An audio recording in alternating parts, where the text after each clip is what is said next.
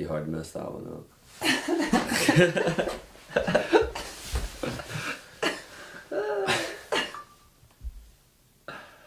Testing. Mic 1, 2, 3. You. All right. What's up, AJ? Not much, man. Long time no see. Yeah. Yeah, fuck yeah. All right, so let's tell the viewers, what's your athlete bio? My athlete bio is, grew up most of my life playing baseball, jumped over to lacrosse in high school, did the varsity level there all throughout high school, went to University of Tennessee to play some lacrosse, dabbled in some lacrosse as well in Australia. Did a lot of military training as well, not actually in the military, but in the program. But yeah, other than that, avid surfer, but amateur level, but you know, we'll see where that goes. Amateur level. So what do you think your one sport is now? Definitely surfing for 100%. And how did you get into surfing? Got into surfing, man, when I took a study abroad, just a real random study abroad to Australia. One semester turned to 2 semesters. Second semester bought a car, got a board, just started surfing. Had a couple mates, like one guy from France, one guy from Hawaii, and those two, man, they really just kind of led the way, showed me how to surf. And so where in Australia were you? I was up in Sunny Coast in Queensland, northeast Australia. Nice. I was also in Gold Coast, and that's where I met you, man, so. Yeah. Those waves are super sick. Like, so how could you describe Bond University? To describe Bond, and where it is in Australia? I would say it's really well, it's in the surf mecca of Australia, 100%. Gold Coast, Queensland, and let's see, if Bond, super rich, international, for sure. Like no one's really there for the whole degree, so people kind of cycle in and out every semester. But it's pretty cool because you know you get to meet so many international people, and like there's so many athletes that you know have taken it to the professional or semi-professional level, especially in soccer, and then now they're studying. So like it's kind of the route I took a little bit. So yeah, it's a pretty cool school. There's a lot of networking opportunity there. Yeah, that's how I met you. It's like halfway across the world. And yeah, really active culture over there, 100%. Like I was into bodybuilding as well, and Gold Coast, perfect for that kind of stuff. It's just pretentious enough, man, where you care about your body. So you know, it's got a great workout culture there. How did you get into bodybuilding? Bodybuilding, man, got into it because of lacrosse, pretty much. Mm-hmm. I was just really good at beating people and conditioning, and I liked that. And I liked the gains, you know, the health benefits, just things like that. You know, you just get women, whatnot. Made things easier. So I just kept with it. Like, you know, they say, I kind of took the philosophy that, like, if you aim for the moon and miss, you still hit the stars, you know, you still land where the stars are. So I was like, well, if I'm going to dive into bodybuilding, I'm just going to dive in head first and go for being the best. And, you know, I'll still just start smashing goals that if I set lower than what I thought was achievable, then I probably wouldn't end up with like all the gains. Yeah, you know, because you're a trainer, correct? Yeah, I did personal training. You did personal, and how long did you do that for? Just 1 year, long enough for the certificate to expire. So, didn't have the money to re-up. I was moving around between Australia and US, so I'm taking whatever job I can get, really. And so how long have you been in Australia for? 2.5 years. 2.5 on years. and off, yeah. That's awesome. And what are your plans right now? Yeah, right now, I'm back in the States, obviously. Just literally witnessed snow for the first time in like 3 years. So that's pretty cool, man. We taking this snowboarding trip. It was pretty sick, and surfing in the snow, surfing in New England and all that. No, I'm just here for a gap semester, just trying to get some trips in, visit the old mates, man, some good stuff. But I got like one more year of college left, so I'm gonna go back to Australia. I'm gonna probably live there, just continue like my surf progression because that's a pretty cool lifestyle. It's more than a sport; it's definitely a lifestyle. Lifestyle, definitely. So what's your personal mission statement? Personal mission statement, I would say, I like to do to others as you would have them do to you. I think that's overall my personal mission statement. I think if you follow that, people kind of return the favor or the respect or the kindness. So just kind of go about that way. Kind of goes along with do to others as you would do to yourself. That goes along with like just pushing yourself in general. So. Sweet. And so, what do your workouts look like when you're doing weight training? Weight training, I mean, just because where I am right now, with surfing like every single day and whatnot, I mean, I have a gap right in the moment, but I would say you gotta do your heavy compound lifts in the weight room. Something like really anaerobic, something that is less cardiovascular. So you really get the heart rate like jacked up really high, really fast. And what that's going to do is that's just going to shock the muscle the most and the fastest. I would pair that up with like HIIT cardio, like HIIT being an acronym, HIIT, high intensity interval training. That's really the only type of cardiovascular work I would do, because it's just all about like just jacking your heart rate up to your VO2 max, and then just seeing how long you can sustain it, because that's where your body is going to make the true adaptations that you're looking for. And that's probably what I would do. So HIIT cardio and just some really heavy compound weightlifting. Okay. So how many days do you think you're lifting versus surfing when you're in Australia? Yeah, the reason why I said those two styles is because you can get away with doing that maybe like 3 times a week, and you can see some like really crazy benefits from it. And you only need to be in the gym for like 45 minutes tops.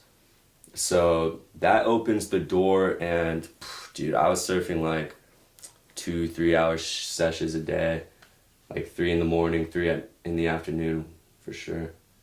3 in the morning? Yeah. 3 in the morning, because the sun rises at 4 a.m. there. Oh. So it's like, you can get a 3 hour session and still have like 2 hours to eat before class, you know? So how many hours a week do you think you were exercising? Before surfing, every single day, maybe even twice a day. And if you wanted to go down the everyday route, like you kind of have to do it twice a day, because you just can't be in there for like 3 hours at a time every single day. That's super catabolic for your gains. Mm-hmm. You're not like giving your muscles a lot of recovery in between repetitions. And it kind of sounds contradicting, because splitting it up two times a day is like, that's really cutting off your recovery time, but per session you're doing less reps, so you don't really hit that you don't really stay in that catabolic window for that much longer. So like you actually breaking that session up into 2 separate sessions, like 2 45-minute sessions, just way easier on the joints. Getting that meal and that rest in between your second session of the day is like super beneficial. So same goes with surfing, man. You can't just have one 6-hour session, like we've done that before in water goes, and that was heavy, man. Like my wrists were killing me, like the ligaments just couldn't take that repetition. So like, you know what I mean? Yeah, totally. Yeah, I can surf well for like 2 hours. At the 3 hour mark, I start to bonk. Yeah, absolutely, dude. Bonk really hard. But yeah. And so do you ever break it up while you're lifting too? Do like 2 sessions? Yeah, 100%. Like, if you got the home gym, I think that's like the easiest way to go about it. At least one of your sessions can be weightless, because I mean, if we're still on the topic of weightlifting and whatnot, I would say you kind of got to hit all the angles. You gotta hit like all the levels of intensity, you know, you gotta go through all the motions at different speeds, everything, you know what I mean? So like, if your morning session was the heavy lifting that I recommended, right? So you're just busting out 5x5, you know, like five sets of 5 reps, meant to die on that 5th rep every set. And that's good because that kind of like really only works out your type 2A and B muscle fibers. Type 2A being your more hypertrophy muscle fibers. And what those are going to do is those they run off like oxygen and glucose. So in lack of oxygen, they can still run off of glucose, which, you know, when we're weightlifting, it's more of like an anaerobic style of training. To be very anaerobic, as in like to have no oxygen, you know, while we're busting out the lifts, that's your type 2B muscle fibers. That's basically like your 1 rep max muscle fibers, and those run off creatine. And I mean, that's why I would probably recommend creatine, but if you're like really considering that style of lifting, it's just not that bad for you. There's a lot of like there's a lot of fake news out there, or just misconstrued news with creatine, but like, anyway, I digress on that. Awesome. So are there any books that have influenced you athletically? Yeah, for sure. I would say the book Unbroken. Have you heard of that one? No, I haven't. Guy's name is like Louis,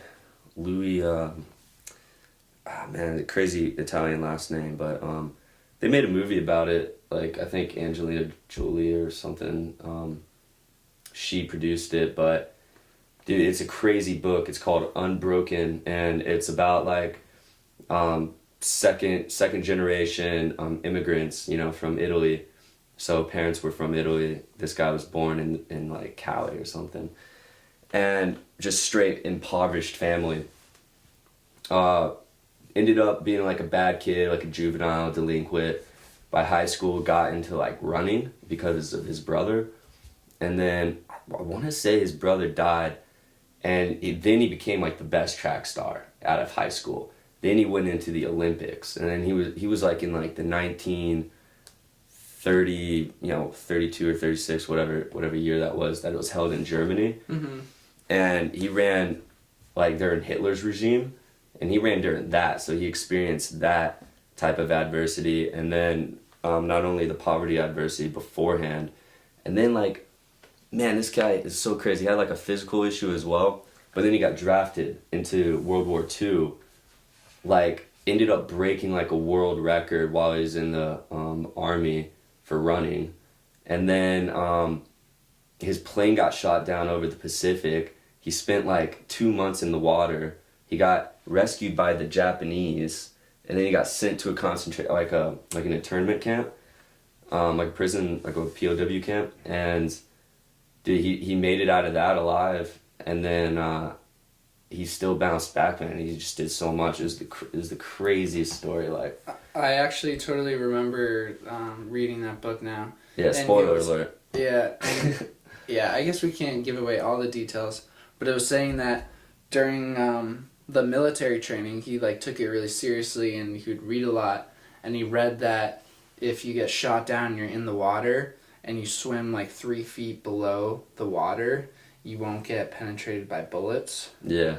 And none of the people on the raft with him knew that. And so the plane was coming in and there was lighting him up, and he knew to swim down 3 feet, and it pretty much saved his life. Yeah, no, that was crazy. Yeah, going through that type of adversity. Yeah, that's probably the best book. Other than that, I really enjoyed Arnold Schwarzenegger's Encyclopedia of Bodybuilding, which is a super educational book. Like, kind of a hard read in the sense that it's an encyclopedia, but a lot of good information in there. That's a lot of old school tactics. So, what's the best purchase that's impacted you athletically? Best purchase. It's impacted me athletically. I actually haven't made this purchase, but I always wanted a set of rings. What do you mean by a set of rings? A set of rings is like, like the Olympic style, like the wooden rings on the straps that you can pretty much strap on a tree limb. And you can do pretty much anything on those. Like, they're so basic. And, like, I mean, we're talking, you can do pull-ups, you can do dips, you can do upside down planks, you can do leg raises, you can do so much, right? The straps are free, got that free motion, so, like, you can do flies through the straps, you can do like hanging rows from the straps. It's just really, really good stuff, and it's like really cheap, Other than that, I mean, that purchase that has helped me athletic, I mean, I would probably say some surfboards maybe too. Yeah, God, yeah, in terms of surfing, yeah, we've gone through a lot of boards. How many boards have you gone through? Dude, like probably like 20 boards now. Like one for sure within 2 years, 20 boards, yeah. So when you're buying a board, like what's going through your mind when you purchase a board? Because there's so many different shapes, sizes. Never used, man. Yeah, there are a bunch of shapes and sizes, but like never new. Like I would always buy used, 100%, because surfboards value get cut in half like instantly once you buy them. But if I had to look for like, man, I like a more decent amount of volume towards the nose of the board. I think that's just because I have like a pretty heavy front foot with things. But I would say, yeah, just some short board, like below 6 foot, kind of fat. Like still has that volume, something that you can just tic-tac across the water and try to like throw some fat airs in, yeah. Nice. Something like that. I really like JS. It's a great brand. JS? Yeah. For the viewers, check out JS boards. So how does a failure set you up for later success? Man, definitely. I think life is just trial and error, really. So you gotta learn from your mistakes, or, at some point you gotta learn the hard way. Definitely seems like that's what makes people actually learn a lesson is by learning it the hard way. I don't know why that's the case. I don't know why we can't just, like diet properly. We have to wait till we get fat to actually get the motivation to diet. That's learning the hard way. So, yeah, like surfing, for example, you learn how to drop in because when you don't, it sucks. And when you go over the falls, it sucks. So, like, yeah, it's just things like that. Yeah, definitely. I think just, always trying to learn from your mistakes as a mentality is why that's so important. So trial and error. Yeah. So do you have any unusual habits or absurd things that you love to do? I don't know. I got a sweet tooth, pretty wild sweet tooth. That keeps me motivated to stay in the gym. Keep burning it off, keep living that active lifestyle so I can eat sugar. So I like that. Let's see. I mean, got some like OCD for sure, but I couldn't pinpoint it to anything like specific. It's just like I kind of have my methods about things. Sick, brah. Yeah, sick. Can't really think of anything off the bat. So, what advice would you give to someone who wanted to get into surfing? Oh man, cause like it's really funny. Like you're the better surfer out of both of us, and I feel like I've definitely taught more people how to surf than you. So, yeah, in terms of like teaching people how to surf, I would say that fear factor is what's gonna hold people back the most. You just gotta send it. You just gotta full send, charge the waves, like put your head down and paddle.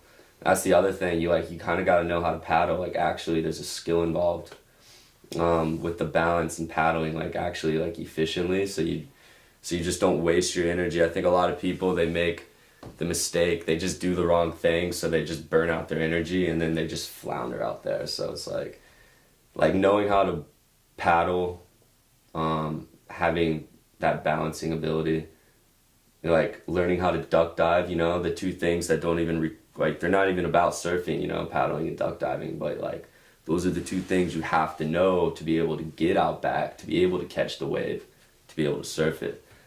And then catching the waves, I think it's just a fear thing. Like you'll figure out the skill for sure pretty quick. How would you describe how hard it is paddling out when it's like a 15-foot day? Oh, bro, man, when we were surfing together, I just got smashed around, man. I almost died a couple times. It was ridiculous. Like when it's like 15 foot, like double overhead, like just smashing against the Australian rocks. It's just so heavy. Like the hardest part is just getting in the water to even try to paddle and duck dive. Like it's the freaking rock sin that's so vicious, man. But like when you're actually paddling out there, like, man, point breaks all day. Like don't go beach when it's double overhead because you're just gonna get domed like by like 5 sandbars before you even get out back. So I would, yeah, when it's 15 foot, man, you take the point, you know, high risk, high reward ratio, jumping off the rocks makes your paddle a lot easier. So, but it is physically exhausting. It's like, it's literally hit cardio right there. That's the hit cardio that we're looking for, is paddling out back during double overhead. Because you just like paddle, hold your breath, get rattled. Paddle, hold your breath, get rattled. That's exactly what hit cardio is. It's almost the equivalent of paddling uphill. Yeah, like it's nuts, man. It's like, just because you just get rattled, it's like a reset. You have to like, you're exhausted, you're out of breath, you still have to grab your board, you have to put it back underneath you, then you have to paddle for like 5 feet before the next wave comes. It's nuts. So the wave's coming like this, for people who don't know, and you're paddling, and the wave breaks, and there's all this white water, and basically what you have to do is you have to dive below the wave as it's making all this energy, and it'll push you down. But sometimes what happens, if the wave's super big, has this super gnarly current underneath the wave, and then it'll just pick you up and just yeah, lose a lot of gains distance wise with that nonsense for sure. Yeah, it's fun. Yeah, I like it a lot. So what are some bad recommendations that you hear in your sport? Bad recommendations, I mean, if I had to chuck it back to like lacrosse and then surfing, probably because that's just what I'm most into right now. Maybe even the military, you know. I'll start with the military because that's an easy one. The worst recommendation is like actually trying to gain muscle. It's like you just need to be a fast little whirlwind, man. Like super light on your feet, like able to carry the pounds on your back, able to pull up your body, able to push up your body. It's literally all they look for. So like having that extra muscle mass just like is not beneficial whatsoever. So that's an interesting one. With lacrosse, I would say, a lot of people, they just, they're just babies now. It's a contact sport, so like, gotta put on the, like, you know, you gotta train your squats and your deadlifts, and you gotta build up, you know, those power muscles. Like you gotta run people over. Like too many kids are just soft nowadays, man. Like they're just twirling the sticks around. Like just wait until you get checked. Like you're gonna be on the ground, your stick skills are no good there. So man, you gotta get back to the basics on a sport like lacrosse, like back to the heavy squats, heavy deadlifts, maybe some clean and presses, something like that. Like incorporate some athleticism again. Other than that, I mean, with the surfing, the worst recommendation I hear is man, probably, I don't know. What would you think? What do you think? Worst recommendation that I Maybe hear. Boards are pretty. That's kind of like a subjective thing. You know, a lot of people recommend a board that just isn't good for someone. Like, you know. Yeah, boards. And I feel like a lot of people have fear towards surfing because there's sharks in the water. Oh God, yeah, there's sharks just. You should tell your story about the shark.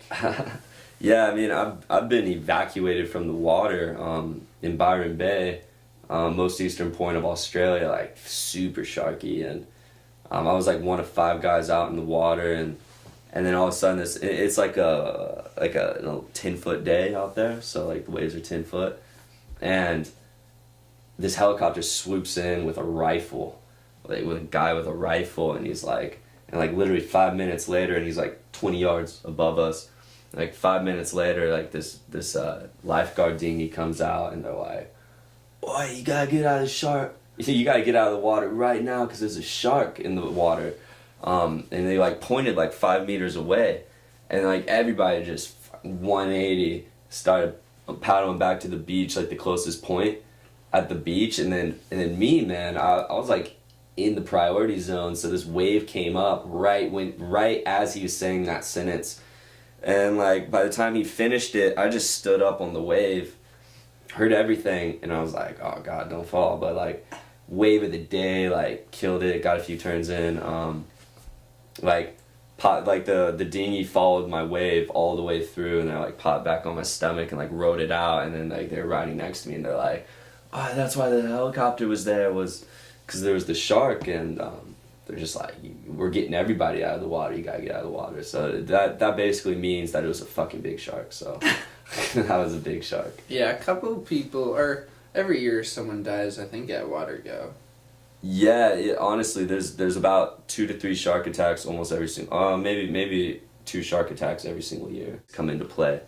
They're just more broken down proteins. So you got this, and another thing to kind of note, and this goes along with knowing the knowledge of your ingredients. BCAAs, you got isoleucine, leucine, and then valine, right?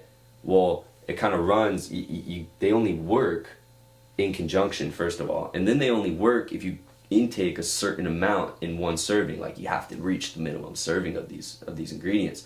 A lot of the supplement companies will make like a pre-workout, and they'll be like, "Oh, it's got your BCAAs in it, and it's only got like a half gram of each," right? Well, you need minimum 2.5 grams of the leucine, minimum 2.5 grams. So 100%, if you like look like at like something like a pre-workout or amino acids, if it doesn't have per serving column 2.5 grams of leucine, and then it has to be like a 2-1-1 ratio, so we're talking 1.5 grams of the other two, isoleucine and valine, then you have to basically double up your servings. And then maybe that serving had 300 milligrams of caffeine, right?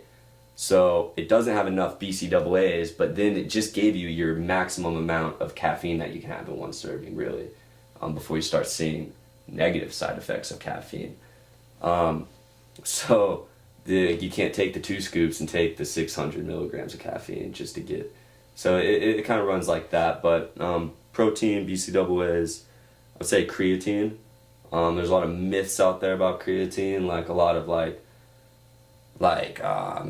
you got some people arguing, like it was like a lot of companies say like, "Oh, you'll gain a lot of weight on creatine, a lot of muscle weight," and then you do gain a lot of weight on creatine, and it is technically in your muscles, but that's just because creatine kind of naturally makes you hold water, which is a pretty beneficial thing for athletes, and because then you won't get like you won't sweat it out or something, get a stroke or whatever. But then a lot of people are like, "Oh, well, creatine's fake because the advertisements are saying you'll gain weight," but we know that it's water weight, so like, "Oh, creatine doesn't work," but that's not what creatine's for. Creatine is a fuel source for, first of all, your brain. It helps your cognition, improves memory. Your brain runs off creatine phosphate as a fuel source. And also, your body naturally produces creatine. So it's not even an unnatural ingredient in your body. Your body naturally synthesizes creatine in its muscles, and if you eat like a 20-ounce steak, then you're going to get your 5 grams of creatine, which is recommended for all the benefits that creatine can supply. Now negative benefits of creatine have been shown when like they're overdosing the creatine, like taking 10 plus grams a day for like an extended period of time, being like over 3 months. That's when studies started showing negative signs of creatine because it just wrecks your liver. And now there's more bioavailable creatine out there. So like Crealkaline or something that's good for digestion or more easily digested.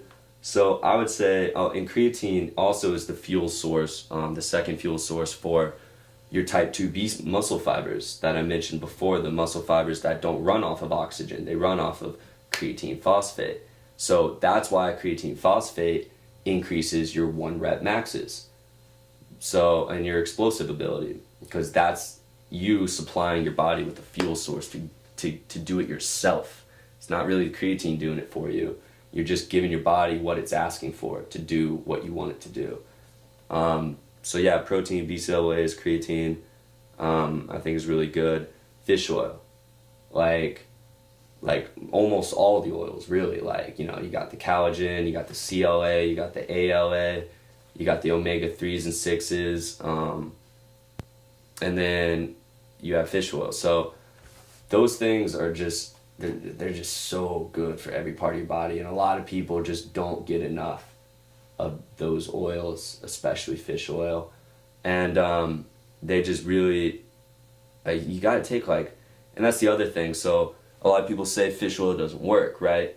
And well, a serving of fish oil is like 3 grams, right?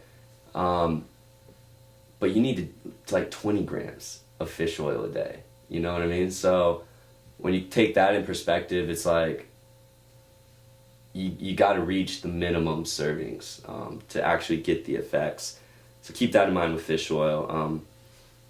It's probably easier to eat it, you know, like a salmon or something. But anyway, like protein, BCAAs, creatine, fish oil, and then I would just sum it up by saying you need an actual multivitamin. Like a lot of people just aren't getting enough nutrition. They're not hitting their mineral requirements. Like, you know, for every girl that decides to go vegetarian, you better buy an iron supplement, because that'll really mess you up, especially when you go through like your menopause and whatnot. You're just losing too much blood and you're not getting enough of it back. So like, you really have to supplement your iron if you want to consider not eating red meat, because that's like one of the easiest ways to get your iron, for example. So I would say the multivitamin, as soon as you decide to go on any type of diet that's going to restrict any type of food group, then you should consider a multivitamin, because there's too many nutrients out there that you can't keep track of, that whether or not you're getting in your body. So those are the supplements I would say. Sweet. So who do you think would be like your athlete mentor out there? Oh man, I got a few. You know, I would say Arnold Schwarzenegger definitely started it off for me, like 100%. That man's, I'm Arnold. Yeah, dude, that man is like exemplary of what it means to like create a goal, visualize it, work with dedication towards it, and then achieve it, and then go and apply the same principles that made you achieve that first goal, and then set a new goal even higher, apply the same principles, and achieve it and achieve it and achieve it. I mean, the man went from like an Austrian farm boy to military to junior, you know, like European bodybuilder champion, right? And he had to like sneak out of his military base to go attend that contest. He got in hella trouble for that. And that was a risk he was willing to take. And that right there, he went to a country where he couldn't speak the language. He became like best bodybuilder of all time, you know, 7-time Mr. Olympia. Then after doing all that success, he went into acting. Everybody told him not to go into acting because of his accent and his body. Turned out to be his most valuable assets. So this man literally goes from the best bodybuilder to the highest paid actor of his era, and then takes those two successes and literally it's not even like he became like mayor or something. Like, he became governor of California. So the man obviously, in my mind, has some principles, some working ones that can be applied to the gym, for example, obviously, because The man was 7-time Olympia. And he did admit to taking steroids. And it's not really a big deal to me because I know that you can't take steroids and sit on the couch and get big like him.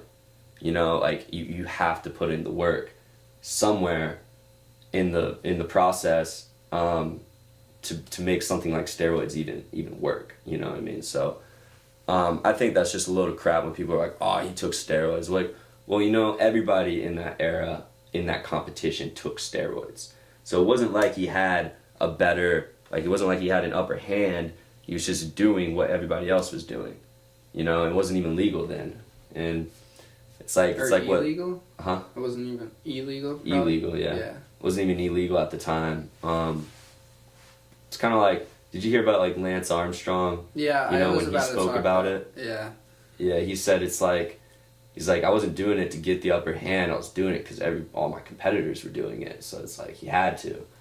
Yeah, and a lot of people say that he was a phony fake, but honestly, like, I still believe that he was the world's greatest, even with doping. Yeah, absolutely. Everyone was doping. Yeah. But I mean, I don't think he should have been stripped of all of his medals. And doping's like, I mean, yeah, they did a very, very extreme version of doping, 100% unnatural in a way, but I mean, like, compared to steroids, like, I mean, the blood's your own blood, so. But anyway. Do you understand what doping is? Yeah, it's where they you siphon your blood out for a little while, and then when time comes for the race, they just pump all that blood back in, so you have like all that extra endurance. Interesting. And then, do you know, like, the science behind steroids, like why it makes your muscles so big? Yeah, it just basically on like a molecular level, it like hypes up the protein synthesis process. So the recovery process, like steroids makes you recover faster. Like you still have to go in the gym and rip up your muscles, get the blood pump, you know, that's an indication that you ripped up your muscles, for example. And then steroids are there to repair your muscles, fill in the gaps, just rebuild them like way faster than if you were to, you know, take a protein shake and go to sleep, you know. So you can just hit the gym more and more and more. Same with blood doping. You just, you know, just hit the continuous workout longer and longer and longer. What makes you stand out? What makes me stand out? I don't know. I always said like maybe like just sports intelligence, for example. Like it's like for example like with surfing, I said I recommend that someone needs to get to know how to paddle and duck dive as a priority, not popping up. So I think that's maybe a strategic way that I went about surfing that allowed me to smash some curves because some learning curves because man, like I was able to get out back in waves. I had no what's the word for it? I had no reason to be out there 100%. Like but I was able to get out there like when it was like triple overhead, and I've never surfed triple overhead before, and I might have surfed double overhead like maybe 3 times. You know, like let alone I've only been surfing for like 6 months, and I was out there in 18-foot waves like just because I could get out there. So I think that was like like what I would consider sports intelligence. And in lacrosse, you know, like the other word for it would be field intelligence. You know, it's a team sport, so you gotta know where to be and at certain situations in the gameplay. And that right there, you know, it doesn't seem like a very important thing. A lot of people just want to scoop the ball, run, throw, shoot. You know, maybe they could be the fastest and strongest guy on the team, but if they're on the other end of the field and the ball's on the other end of the field, then what good are they? What good is their stick skills and their strength and their speed if they're not around where the ball is, because they didn't know that they should have been running there before the ball even got there, because the ball will always travel faster than you can run. So just having that like awareness of same with surfing as well. Like actually maybe learning how to read the waves, as opposed to actually learning how to surf them. Like a lot of this, like man, a lot of the differentiating factors like wave selection. You know, like if you keep picking shitty waves, like you're not gonna learn how to surf that easily. So if you keep on picking shitty boards, you're not gonna learn how to surf that easily. So maybe you gotta look at things around the actual task. So like the sports intelligence is probably what makes me stand out. Alright, so I guess we'll end it on this.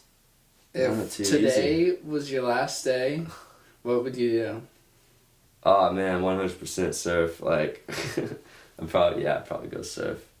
Maybe a scenario where like you bring the families involved, you know, the whole fam's there last day.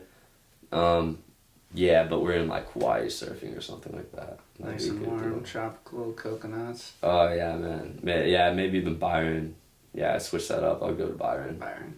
100%. So I definitely recommend, for anyone who's going to Australia, go to Byron Bay. It is one of the coolest little surfing paradises out there. The locals are pretty nice in Byron Bay. No, I mean, yeah, they're pretty nice. There's a huge backpacking culture there, so like a lot of people aren't from Byron, a lot of Europeans. But man, those old locals are actually, they're kind of mean out in the water, 100%. But I think that's just the nature of surfing. And then if you are gonna get into surfing, just respect the locals. Try not to drop in on them, because respect the locals. Yeah. If you're American, don't talk too much. You'll be fine. Because surf fights actually do happen, but... Try not to be a kook. Don't look like one. Hey, dude, I'm a kook for life, bro. Kooks for life. Don't be a longboarder. Sweet. Is there anything else you want to tell us? I guess I'll leave you with some recommendations that helped me. Was definitely Athletically, a YouTube channel. Really good stuff. Like it really puts the science back into exercise science, which I think is like their slogan, you know. So if you look up on YouTube like a channel like athletically.com, that would be probably super beneficial, like some really good knowledge over there, especially in terms of training and training like an athlete and being athletic in general. Also gives good insight on nutrition. So that's really good. I'd probably leave y'all with that recommendation. Yeah.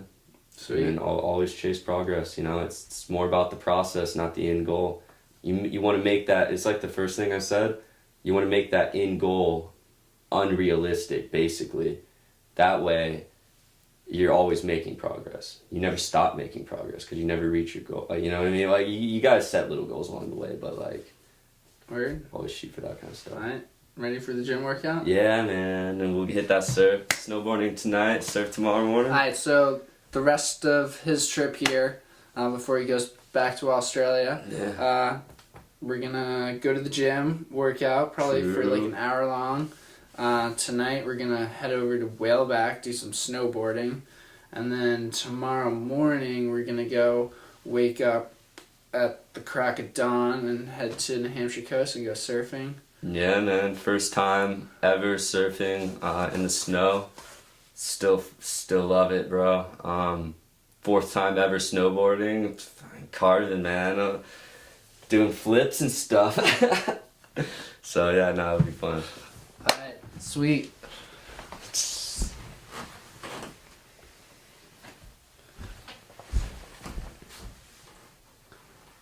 Yeah.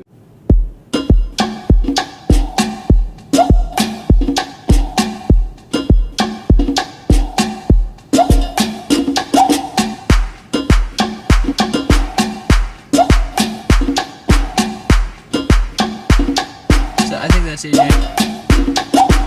Yeah, it is.